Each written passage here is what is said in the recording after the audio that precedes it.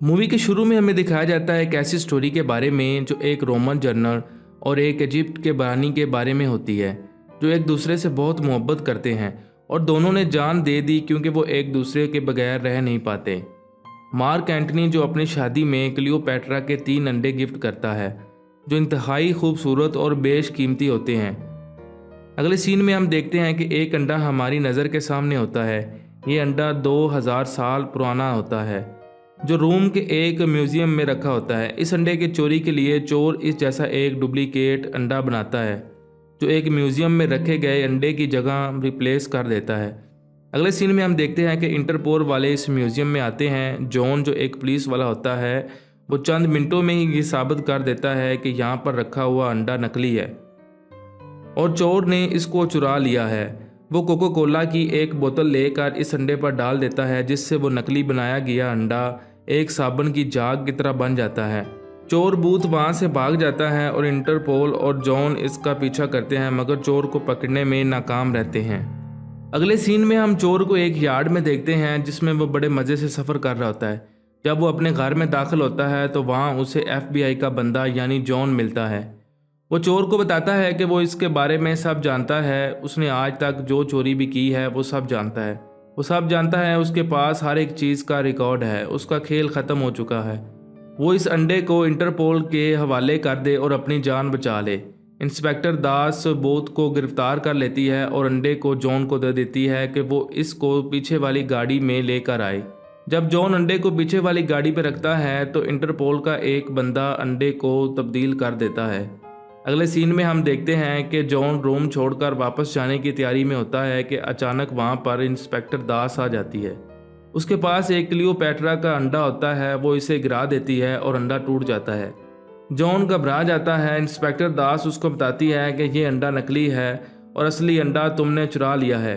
वो बताती है कि एक अनजान अकाउंट से उसके अकाउंट में $80 लाख ट्रांसफ़र हुए हैं, जो इस बात का सबूत है कि अंडा तुमने चुरा लिया है। जॉन को रशिया के बर्फीले और पहाड़ी जेल खाने में डाल दिया जाता है, जहाँ पर उसे बूथ चोर भी मिलता है और वो आपस में हेलो हाई करते हैं।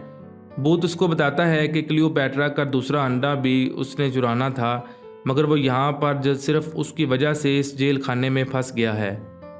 पुलिस वाले जॉन और बूथ को पकड़कर एक कमरे में ले जाते हैं। वहाँ उन्हें एक खूबसूरत लड़की मिलती है।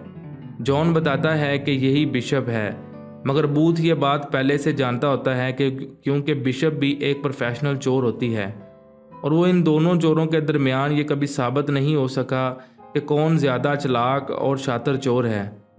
बिशप उनको एक डील की ऑफ़र करती है कि अगर वो बाकी अंडे ढूंढने में उनकी हेल्प करते हैं तो वो उन्हें इस जेल से आज़ाद करवा सकती है और उन्हें बाकी के अंडों में कुछ परसेंटेज भी देगी, मगर वो इस डील को एक्सेप्ट नहीं करते। बिशप के पास एक अंडा होता है जो वो गाड़ी से पहले ही चुरा चुकी होती है और अब वो दूसरे अंडे की खोज में निकल जाती है।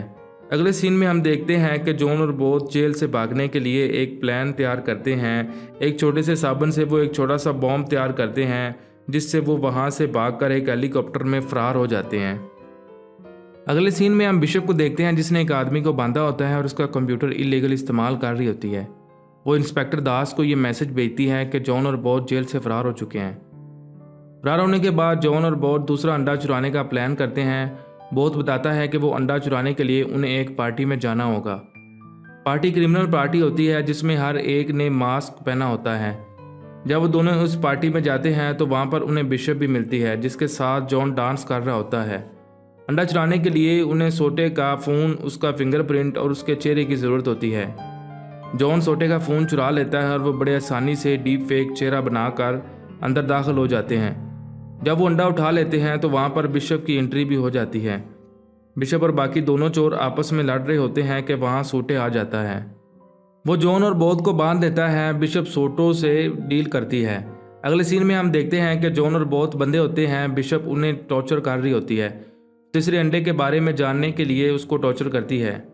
वो बोथ को कहती है कि अगर वो तीसरे अंडे के बारे में बता दे तो वो उसको टॉर्चर करना बंद कर देगी।